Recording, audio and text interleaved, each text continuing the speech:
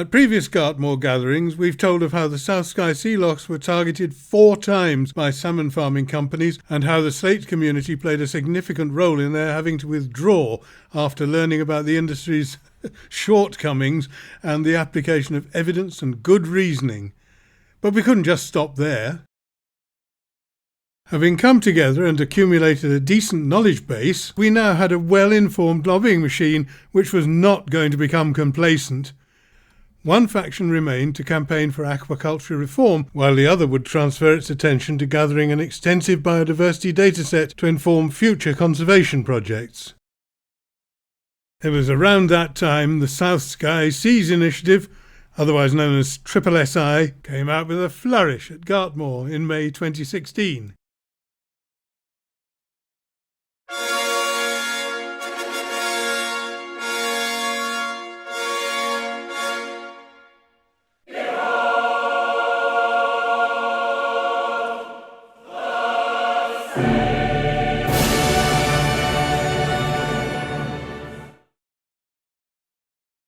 The project began with seashore visits as we'd organised previously, but now given a more formal approach to species recording.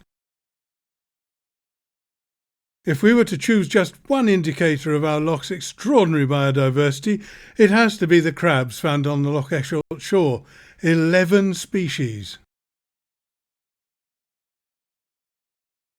Here are the sites of all those seashore surveys and the data collated in a detailed spreadsheet. We were very fortunate that SNH took an interest in the biodiversity of our lochs. They carried out 2 surveys, the first with a drop-down camera, and then 2 years later, aboard the SEPA research vessel, using improved photographic technology and grab sampling of the seabed. Their results were terrific. More solid data, this time offshore. Now should SSSi need to present data, SSSi had it. But there was a lot more to do.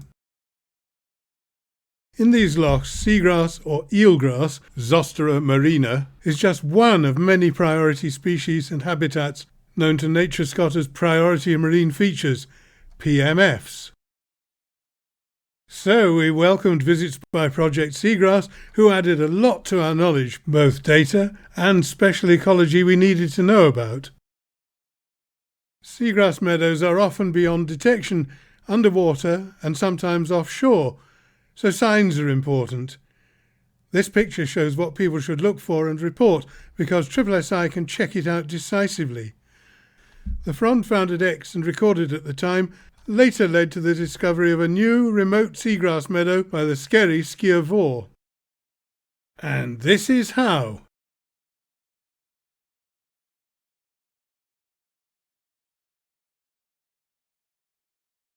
Funds were obtained that enabled SSSi to purchase a little submarine, a remotely operated underwater vehicle with lights and cameras, an ROV. It took a lot of getting to know.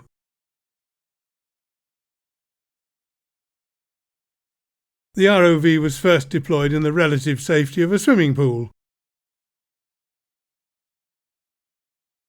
Poolside mission control. Next, it was sent to sea from the shore. Mission control needed shading. Alongside, a drop-down GoPro camera on a pole gathered alternative inshore photos and film. A boat of some sort is essential for offshore work with an ROV, so our friend Paul Smith of Torrin was recruited, captain of the Orion, now SSSi's part-time survey vessel, while Paul's become a full-time SSSi member. From table to swimming pool, seashore, and now from the deck of Orion. There was still lots to learn about, but as of then, new seagrass meadows were being recorded and mapped. Here's a clip from one of the first SSSi ROV videos, when they found previously unrecorded seagrass. Note that there are obstacles to be negotiated. The long unbranched strands of Cordophyllum stand upright in deeper water, as do the much branched fronds of Helidris silicosa. Both seaweeds can be troublesome, tangling the propellers and holding up work. Tangling can be particularly problematical when the ROV is operated from the shore. In case that happens, a recovery kayak or swimmer needs to be on standby.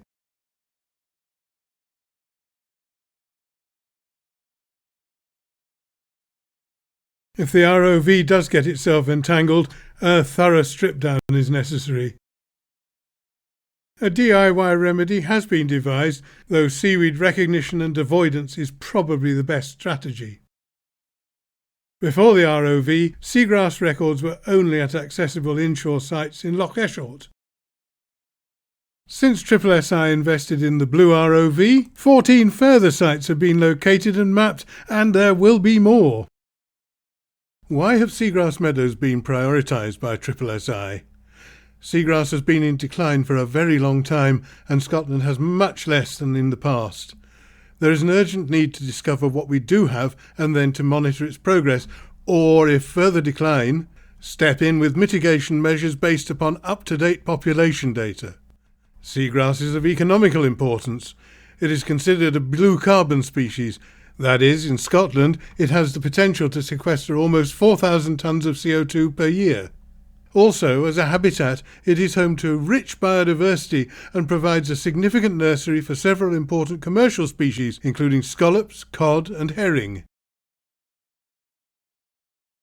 Deploying an ROV requires a team, and as SSSi discovered in the early stages, operating an ROV successfully takes a lot of trial and, unfortunately, error.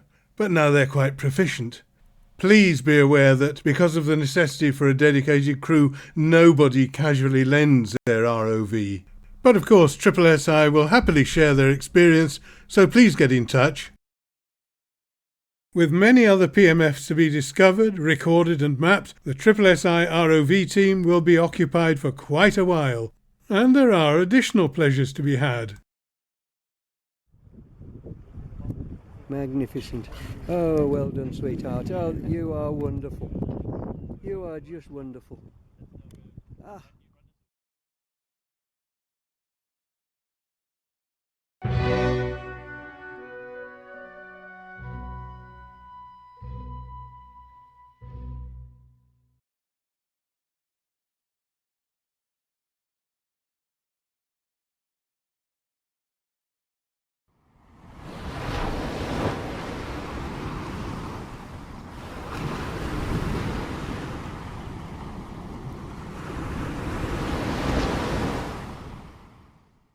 In September 2020, the Ocean School wrote to Skye and Lochalsh Environment Forum, of which the South Skye Seas Initiative is a part, introducing themselves and describing their interest in the marine environment.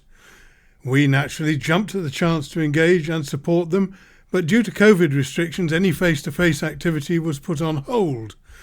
A plan was developed to engage remotely, and after some seagrass learning, they were tasked with checking for seagrass fronds on the shoreline. With much excitement and relief, seagrass was found. That was just the start of the Ocean School's seagrass project, but progress had to be delayed while other projects kept them busy.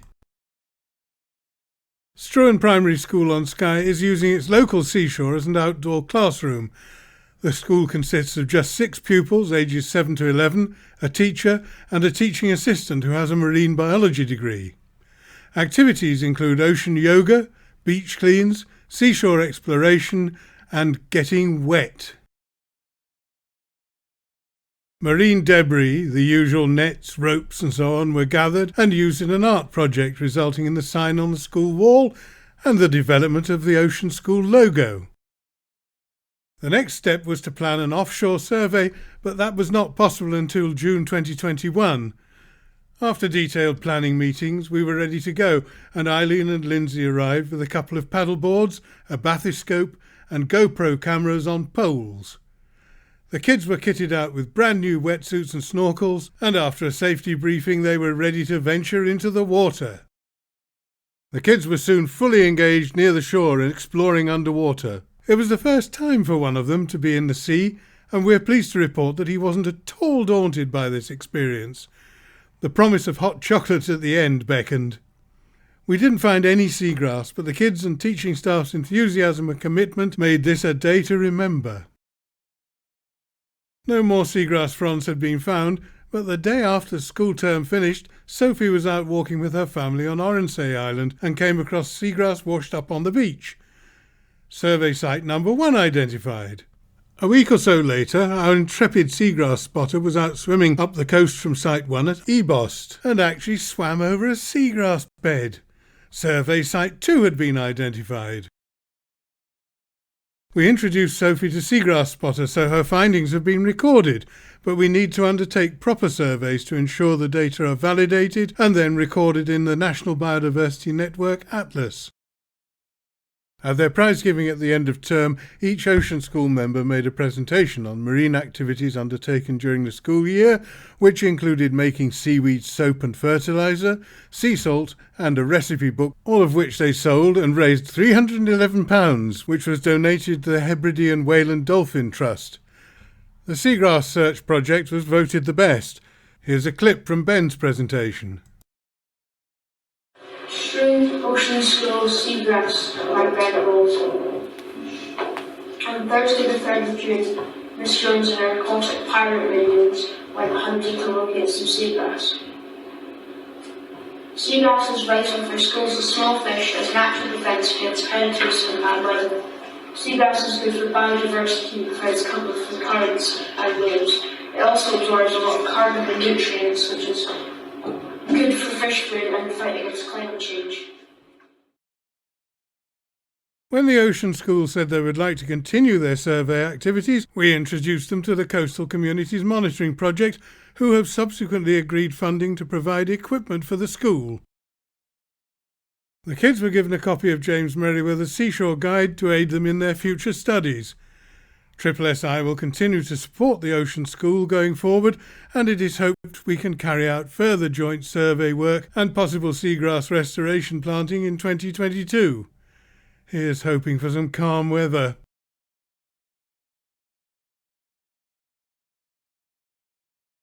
Next, also from Skye, a presentation by the Scottish Salmon Think-Tank.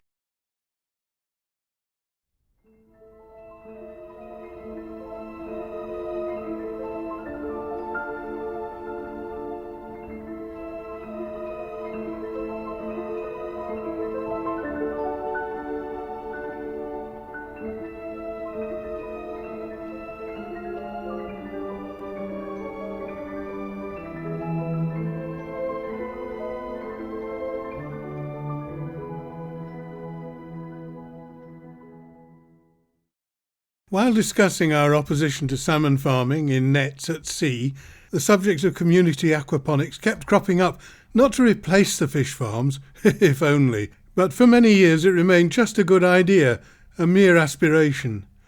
Recently, though, more realistic discussion has begun on the Isle of Skye. Skye Climate Action has taken an interest, and for them I introduced aquaponics in a talk during Skye's online Climate Fesh. Now we've held 3 Zoom conversations and gradually the idea is gaining a little traction, but there's still a long way to go. Still, why not suggest the idea to Scotland and see where it takes us? We thoroughly disagree with the first category, so we'll just cross it out. Anyway, if they must farm salmon, it's about the last species a sensible person would choose. Closed containment is a reasonable candidate replacement. If you add fruit and veg cultivation into that circuit, you get aquaponics, and if you adjust the size to suit and do it yourself, you get community aquaponics. Let's take a brief look at what this slide summarises and then begin the discussion about what communities can do. Here's the complete list of the problems, that's disasters, not challenges, caused by farming Atlantic salmon in nets at sea. It's shocking, don't you agree? All except 2 items would be eliminated by the implementation of a single mitigation measure: abolish the nets.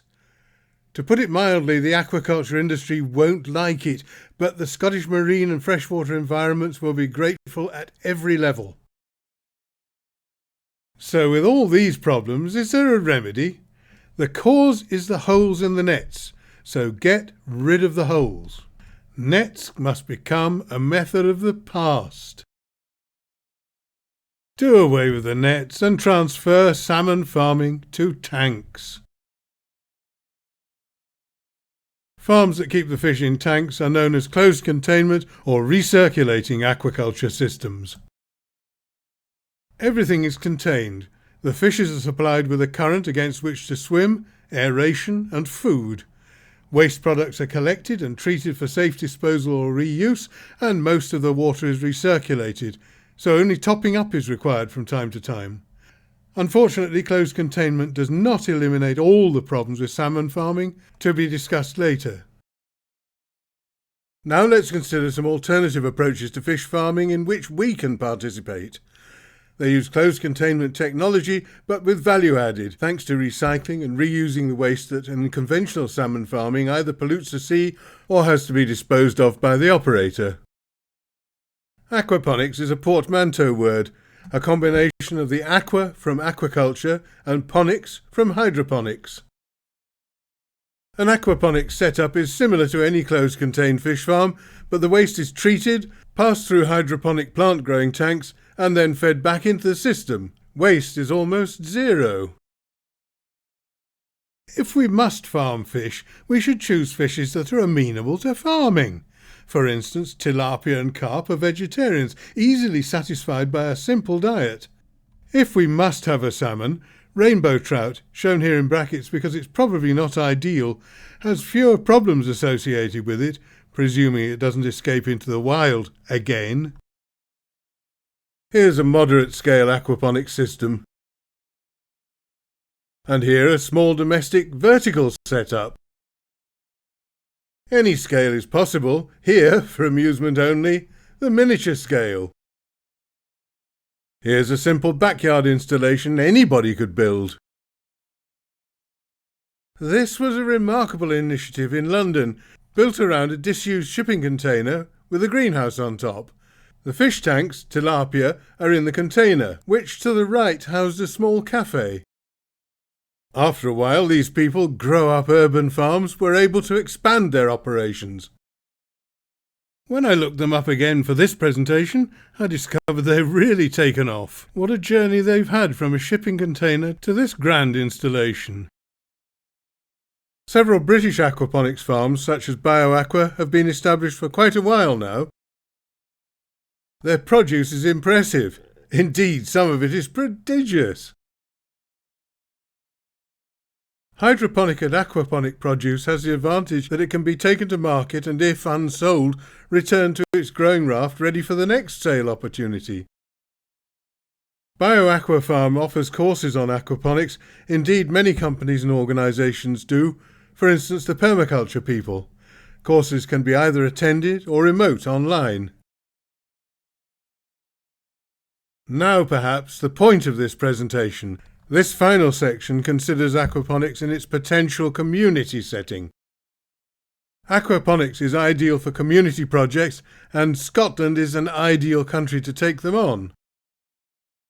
A number of experienced organisations encourage communities to take on aquaponics, and they show them how to do it. And here is a photo from an aquaponics guide that shows how we might imagine our own small-scale local community project. Taking one speculative step further, we might envisage village allotments with a commercial aquaponics facility, but might we also consider a local farmer setting aside some croftland for aquaponics, or a young couple taking on a croft for that particular purpose? I'm not suggesting an invasion of good croftland, but if somebody owns a croft no longer in use, might aquaponics be a good way to revive it, while providing income and a Highland future for some young entrepreneurs? If we can get it, top quality, tasty local produce is always welcome. And for a moment, just imagine.